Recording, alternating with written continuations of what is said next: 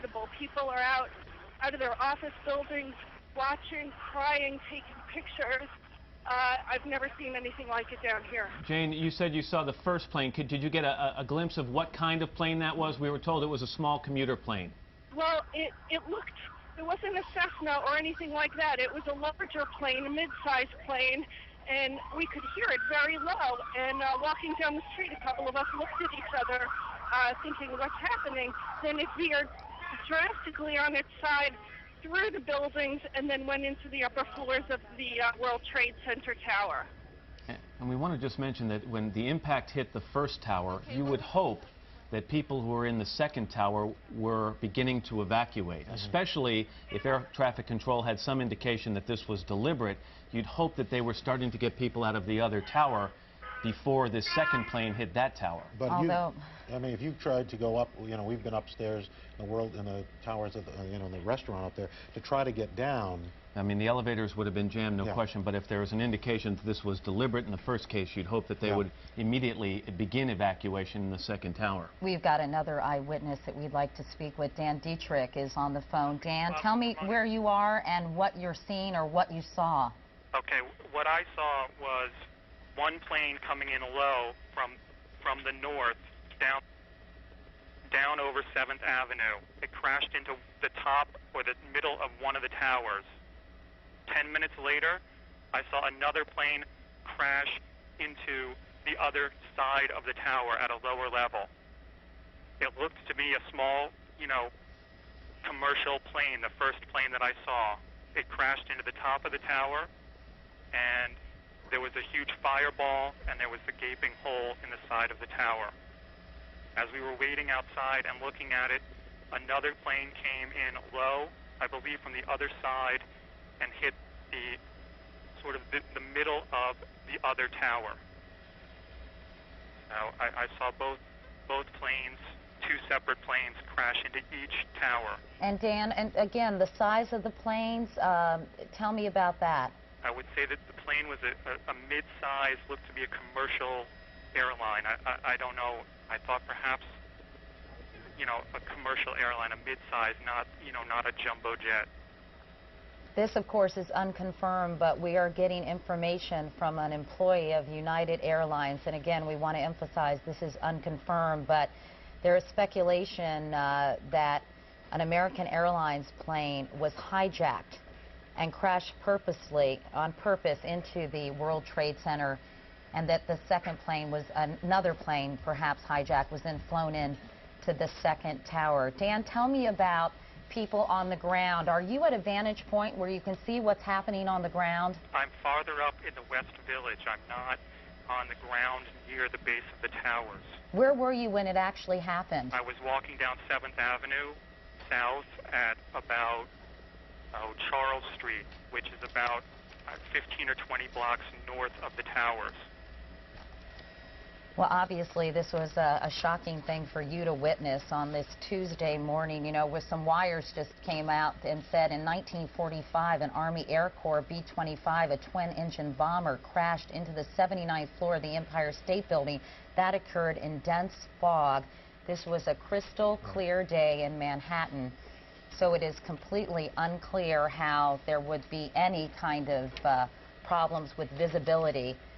Dan, thank you so much for talking with us. Hopefully you can stay on the phone and we can check back in with you at another point in time. We really appreciate it. You're welcome. We want to also remind people that the World Trade Center bombing that took place on February 26th back in 1993, the product of a terrorist attack, the result of a terrorist attack that killed 6 people and injured more than 1,000. Of course, that happened on a Friday afternoon. I think, Matt, you and Al were working that day. We were. I know I was at home in Virginia watching it in disbelief, and now it feels a bit like deja vu. But, of course, this is so much more bizarre. Yeah, no question. And you keep in mind that killed 6 people, injured 1,000, and the explosion happened in a garage in the basement. This was a direct hit on the midsection or upper section of the tower, so the potential for injuries and death much larger. Of course, also some people on the planes. Yeah, that's right. Exactly. If they were hijacked and they were en route to a different destination, of course, this story continues to unfold.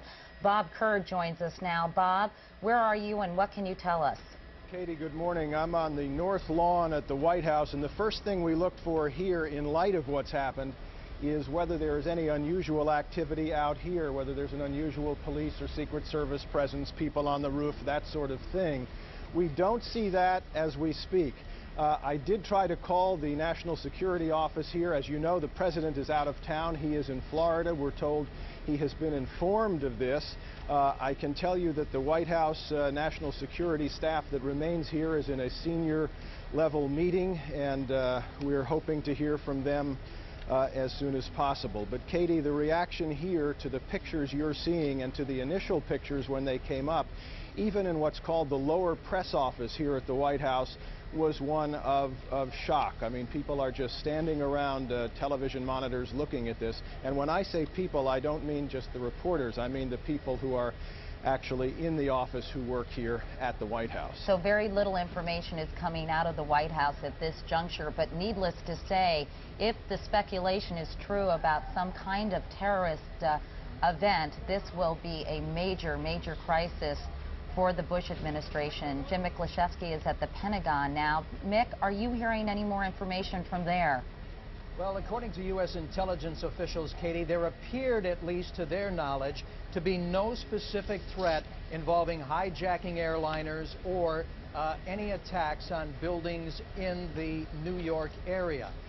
U.S. intelligence officials report this morning that there are, they constantly are hearing about threats, possible terrorist threats against American targets worldwide. But as far as they know this morning, they had no early indications that anything of this nature could have occurred. Pentagon officials are already calling this a terrorist attack. They say that they have not yet ordered the scrambling of any military jets. If National Guard were to be scrambled in that area, that would be at the order of the governor. Now, of course, the president does have the authority to scramble American military forces in defense, but there's a problem here. What now do you defend against exactly? If you put warplanes in the air, there's always a danger that they could misidentify a pilot's intention. Although I believe, according to officials here, I just wanted to tell you guys, if you want to continue, are now off limits and restricted.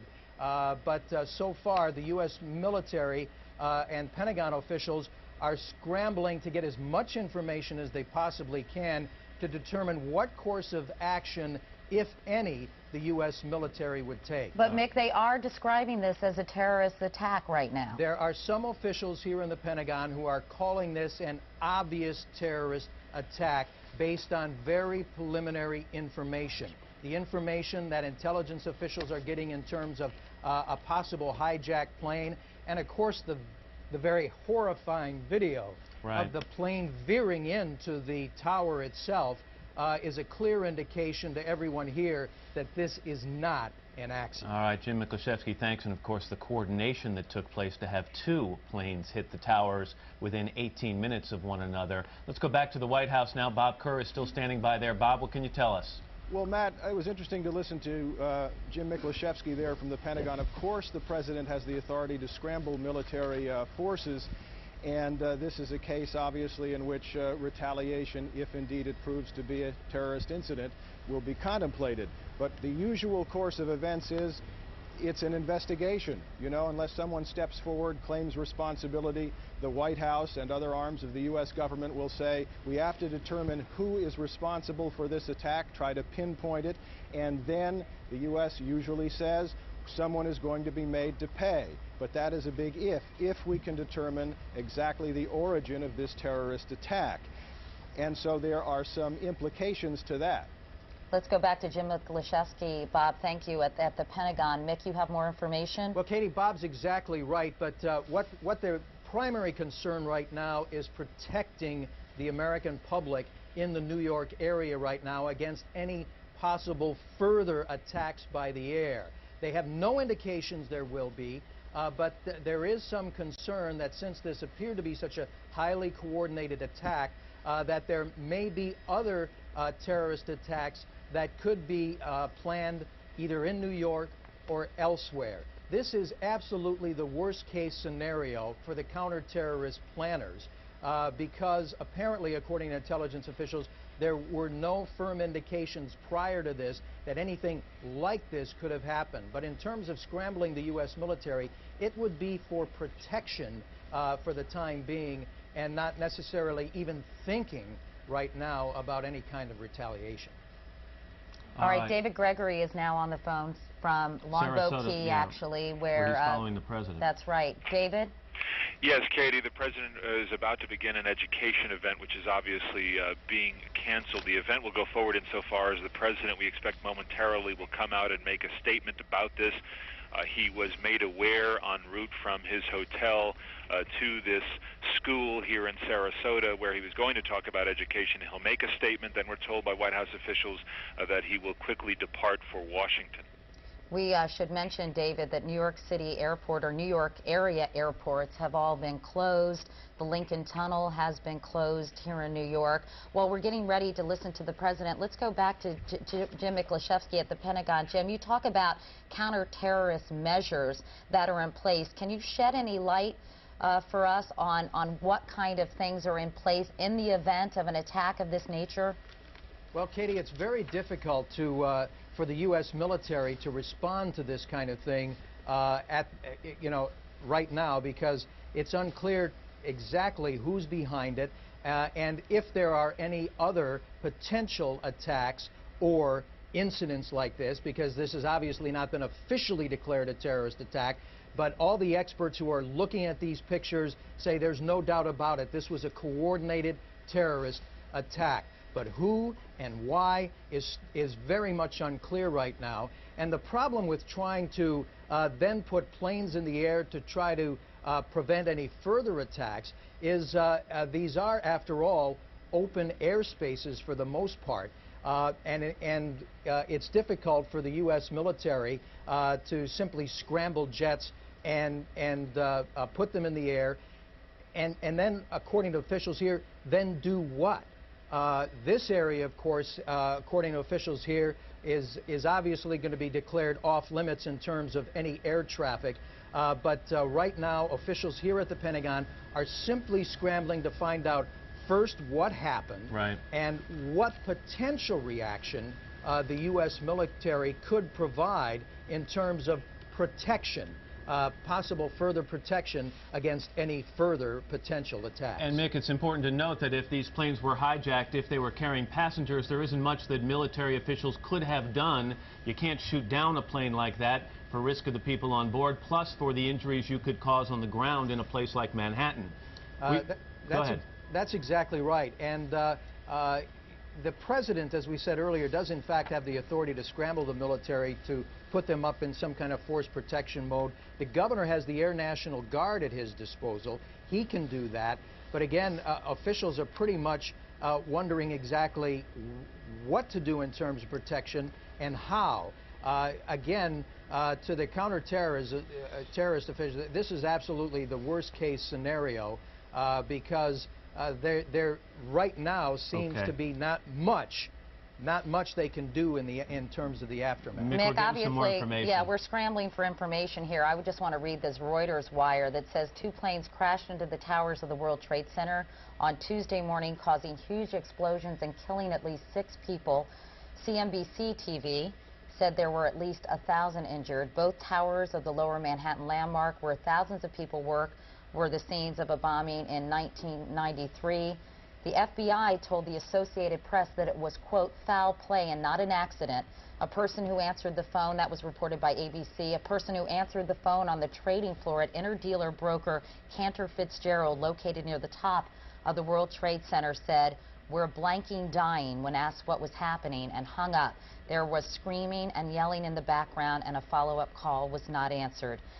Nick Fulton, an eyewitness, said just before the first explosion he saw a plane fly over his apartment in the Soho district of Lower Manhattan. Jamie Gangel is on the telephone, our national correspondent, with more information. Jamie, what can you tell us? Katie, I've just spoken to top U.S. officials with the access to latest intelligence, and they said, quote, that this was clearly terrorist-related, no question about it. They said that they couldn't give any further details now, not because they didn't want to share it, but because they just don't know yet. They're at the earliest stages. So do they know, Jamie, if a plane was in fact hijacked? They would not answer that, and I think that it's because they just are getting the earliest details and they're afraid of putting out misinformation. But they said, that it was clearly terrorist-related. All right, Jamie, thanks. We're looking again, if you're just joining us, as both towers of the World Trade Center in New York City, where two planes have crashed into the towers, one shortly before 9 o'clock Eastern Time, one shortly after 9 o'clock Eastern Time. And as you can see, the tower on the left was hit just above the midsection point. They're both 110 floors high, 1,300 feet above the ground. The tower on the right was hit more, probably 2/3 to 3/4 of the way up the tower, but you can see fires burning in both towers. We actually saw a videotape. We watched the second tape, or the second plane hit the building. You'll watch it enter from the right portion of the screen and then make contact with the left-hand tower in what is shocking video. And here it comes right there. And you can see the impact on one side of the building and the residual damage coming out of another side of the building. And one can only imagine that that one occurred shortly after 9 o'clock in the morning. How many people were in the building at the time of the impact? And it's a large plane. We're told it was either a 737. Some reports that the first plane was a 757. Some kind of Airbus. That was what the United worker told us, that apparently that it was an American Airlines plane that had been hijacked from Boston to Los Angeles, but we're just getting initial reports of that. And again, we must tell you that we're trying to get as much information, but it is trickling in at a very slow pace. So all of this is unconfirmed, and of course speculation of a terrorist attack is unconfirmed, although that is what some Pentagon officials are saying. Let's go to President Bush right now. Unfortunately, we'll be going back to Washington after my remarks. Secretary Rod Page and Lieutenant Governor will take the podium and discuss education. I do want to thank the folks here at Booker Elementary School for their hospitality. Today we've had a national tragedy. Two airplanes have crashed into the World Trade Center in an apparent terrorist attack on our country. I have spoken to the Vice President, to the Governor of New York, to the Director of the FBI, and have ordered that the full resources of the federal government go to help the victims and their families, and to conduct a full-scale investigation to hunt down and to find those folks who committed this act. Terrorism against our nation will not stand. And now, if you join me in a moment of silence.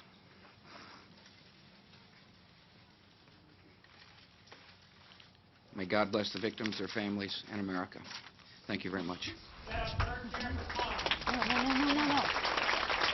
That, of course, was President Bush, who is in Florida, in Longboat Key. He was speaking at an elementary school. He had planned to be talking about literacy. Obviously, he had to change. He mentioned that this is an apparent terrorist attack. He is traveling back to Washington. He said that he had spoken to the governor of New York as well as the vice president, that all the resources will be brought to bear by the federal government to determine who did this and who was responsible for this terrible, terrible event. And then, of course, it was followed by a moment of silence for the victims. We're going to go to Andrea Mitchell now, who has more information on this tragedy. Andrea?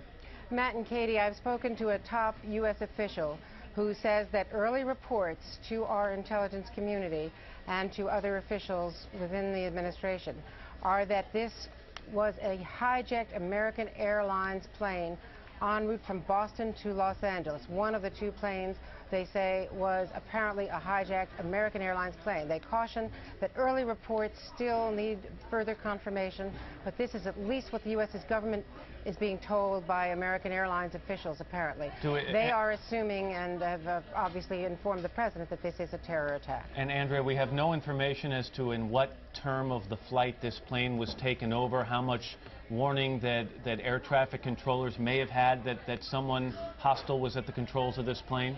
Exactly right. They had no other information, just that at least one of the two planes was hijacked from Boston en route to Los Angeles, presumably after it had already been in the air and en route, because I was told en route to Los Angeles. So probably hijacked after it had taken off. As you know, those are very short flights. Those are usually 737s or 757s on that route. But this clearly, according to the U.S. government, is a terror attack, as you heard the president say. Now, one of the things, Matt and Katie, we should understand is that there was no specific threat that the U.S. government is aware of. No specific terror alert other than the worldwide caution that had been reissued in recent days because of the strife in the Middle East, because of concerns over terrorists. Of course, the best known is Osama bin Laden, but no alert coming from his organization. And as far as they know, as of this morning, as of this minute, he is in Afghanistan. But as we should mention, Andrea, it appears that this was a well-coordinated bombing or terrorist act because of the fact that two planes were used, both substantial in size, and the fact that they both hit the World Trade Center within 18 minutes of one another. Obviously, a lot of planning went into this attack. Let's go to NBC's Jim Miklaszewski at the Pentagon now. Mick, what can you tell us? Matt, to add to what Andrea Mitchell just said, senior military officials here at the Pentagon are saying they are getting information that the American Airlines Flight 11, after it left Boston apparently, was hijacked and was diverted, apparently the early information was being diverted to JFK for some reason.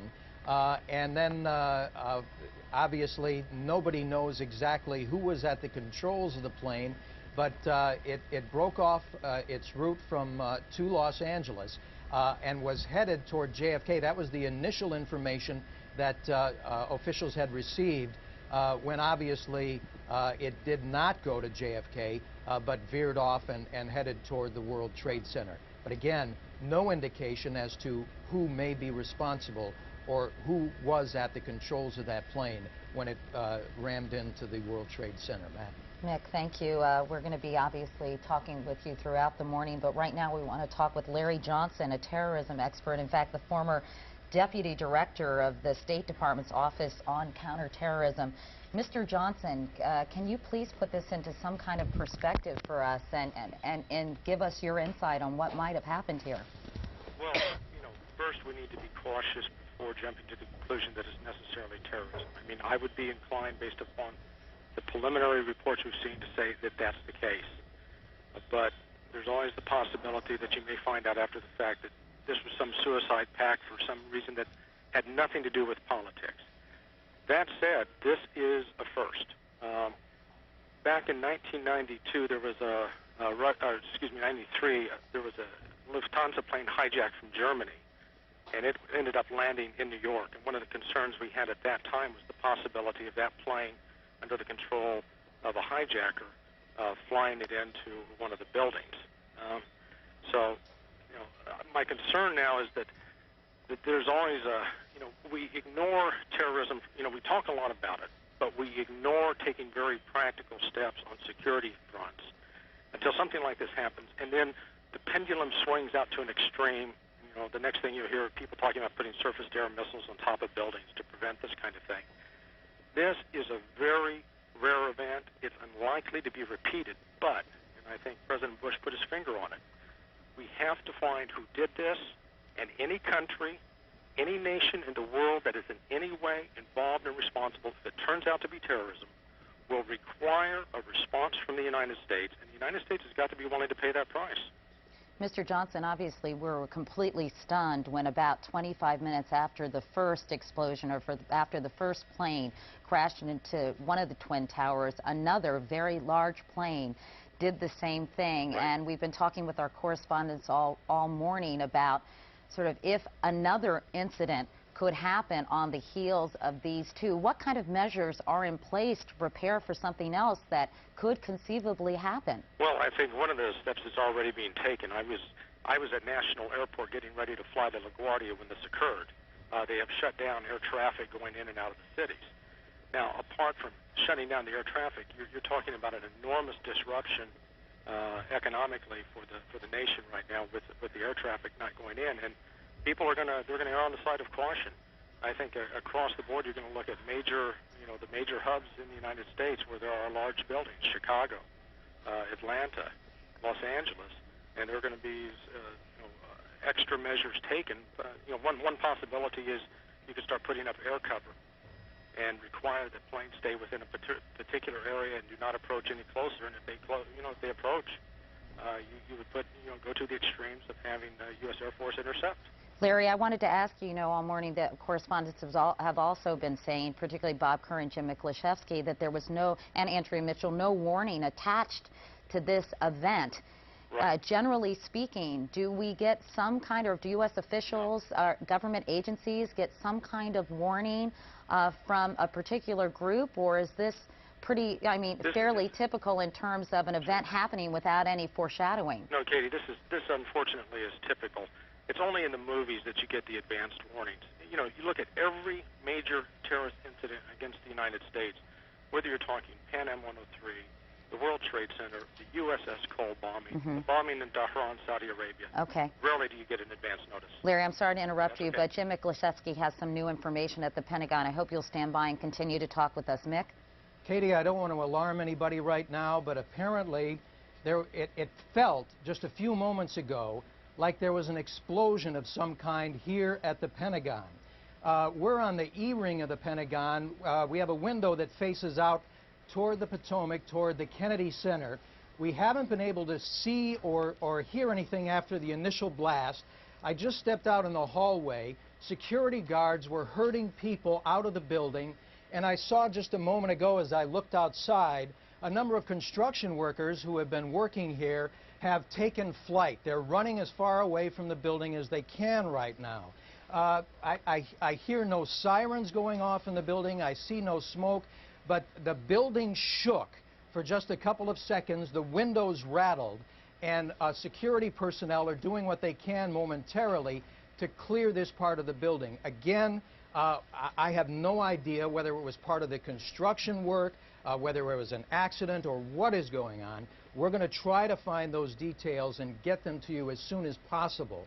But interestingly enough, one intelligence official here in the building said when he saw what appeared to be the coordinated attack on the World Trade Center, his advice was to stay away from the outside of the building today, just in case. Now again, nobody has any indications of exactly what happened, but it appears that there has been some kind of, it felt like a small blast of some kind. Again, the windows shook, the building shook, the windows rattled, and people, if I'm looking out the window now, and the construction workers are still keeping a good,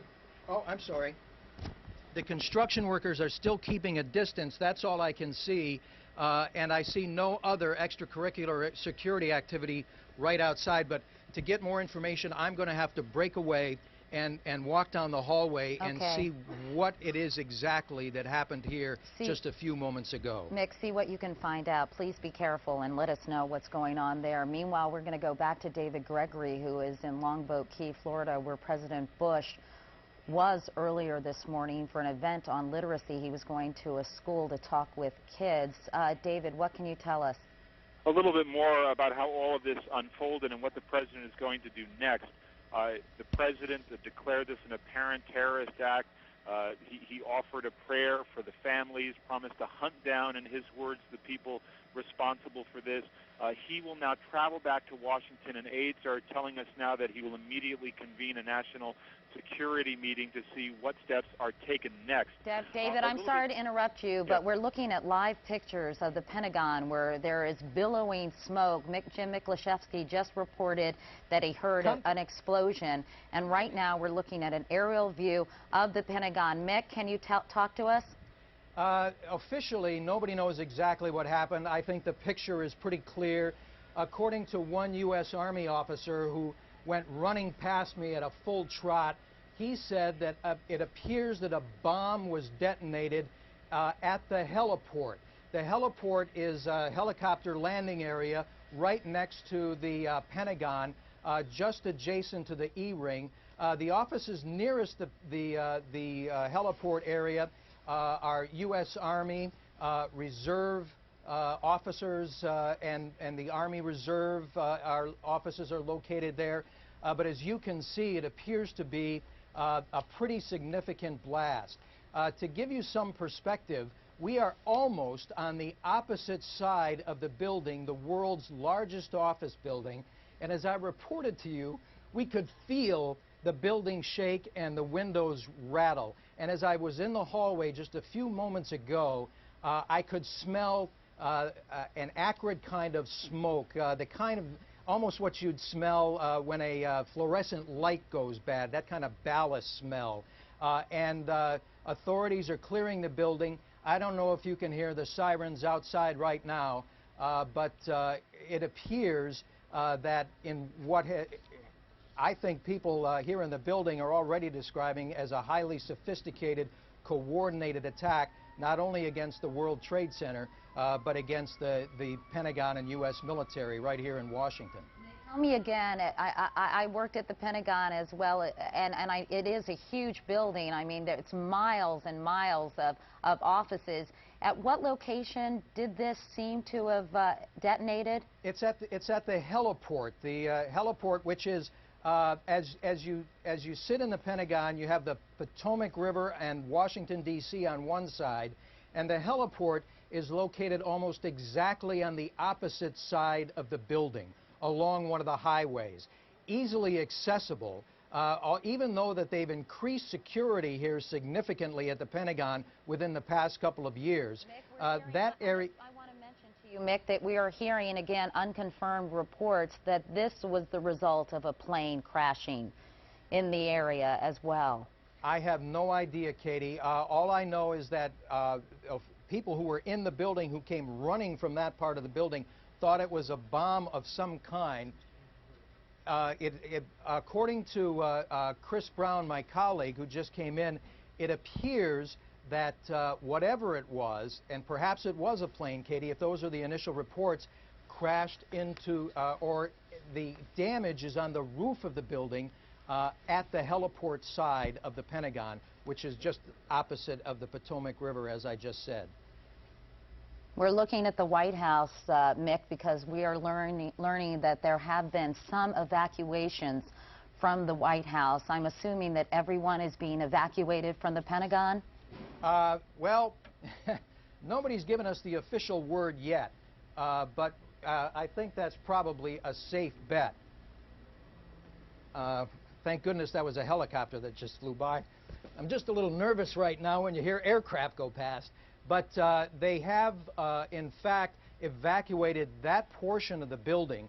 Usually they have sirens that go off in the building alerting you to the fact that it's time to get out. I haven't heard those yet, but just judging by the pictures, it's clear that that part of the building that is not damaged, at least, has been evacuated. Like I said, in the hallway, it was pandemonium. People were rushing from their offices, rushing outside. And you're in your office at the Pentagon right now, Mick, reporting to us? I am in the office, but I'm at the opposite side of where this crash occurred. All right. Why don't you see if you can gather some more information? Please, again, be careful, Mick. And we're going to go to Matt, who's going to be talking with Jamie Gangel. All right. Yeah. Katie, thank you very much. I'm joined by Tom Brokaw, and we'll try and recap what's been going on all morning here on the East Coast and in Washington, D.C. in just a few moments.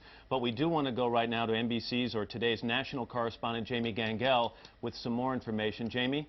Matt, I just want to tell you that U.S. intelligence sources are confirming the reports that one of the planes was a hijacked flight, an American flight from Boston to Los Angeles. They are also now looking into what's going on at the Pentagon. They don't have any details, but they have now put government buildings around the city of Washington on a heightened state of alert. I think part of that is happening formally, but obviously people are seeing what's going on, and some people are leaving buildings as well simply because of the concern following these latest reports from the Pentagon. All right, Jamie, thank you very much. Again, joined by Tom Brokaw, and Katie's back with us now, too. Let's try and recap. It's 9:47 Eastern Time. Try and recap what's going on so far this morning, and the news is terrible. Just before 9 o'clock. At 8:42, actually. 8:42, a plane crashed into the right-hand tower of the World Trade Center, somewhat about 3/4 of the way up. You can see the smoke billowing from that point of the building. And then about 18 or 20 minutes later, a second plane, a large plane, we saw it actually on tape, hit the left-hand tower of the World Trade Center about halfway up. An enormous fireball on several sides of the building. People trying to be evacuated. There's the tape of the second plane hitting right there, even as people were trying to get out of the first building. We have confirmed reports now that there was one plane hijacked, American Airlines Flight 11 from Boston to Los Angeles.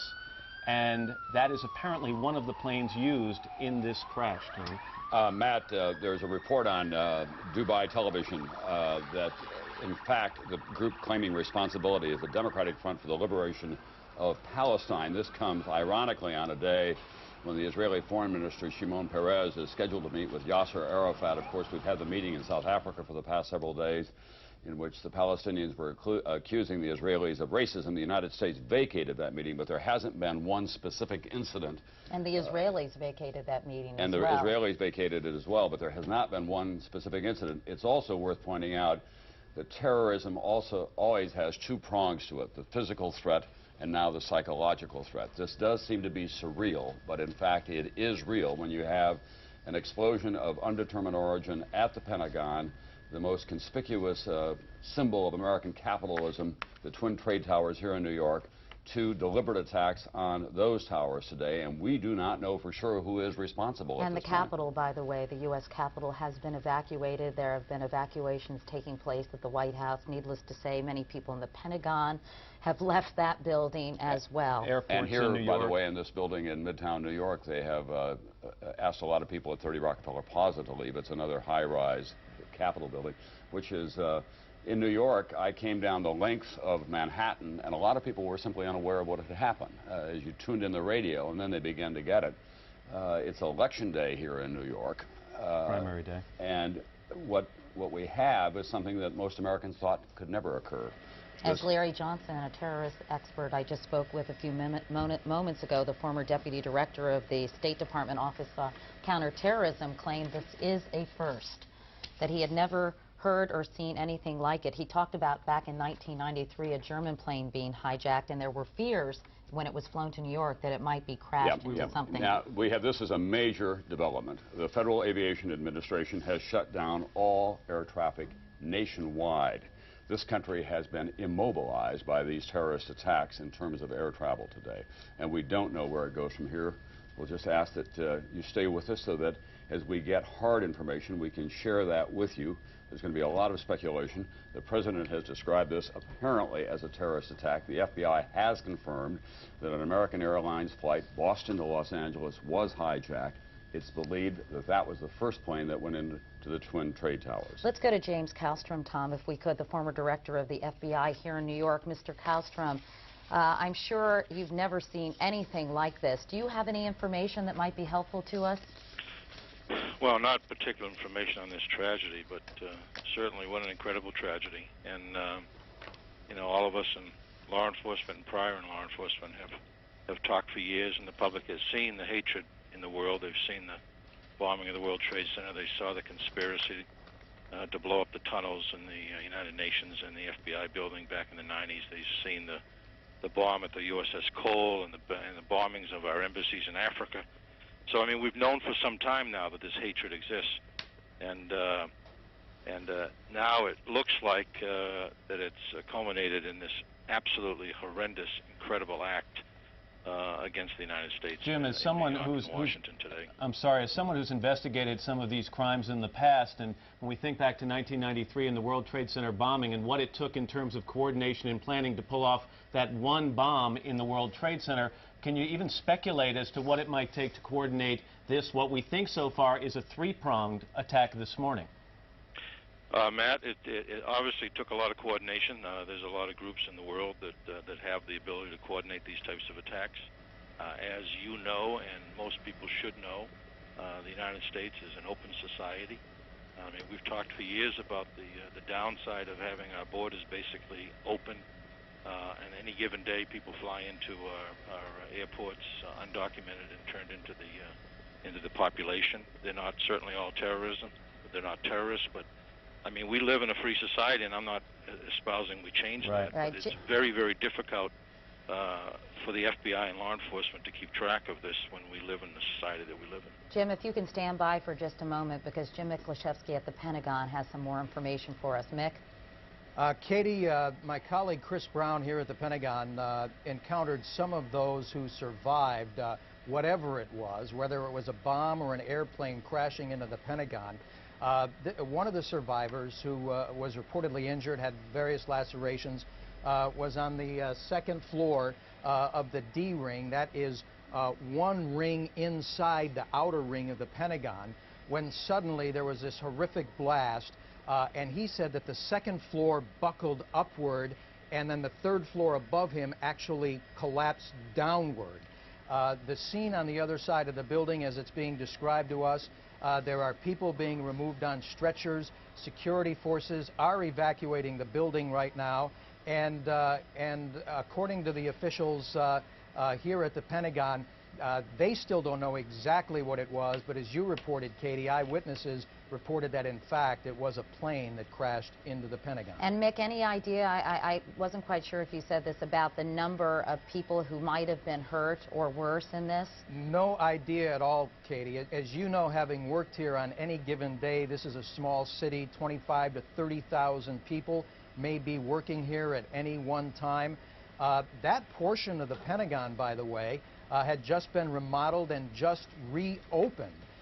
If the crash had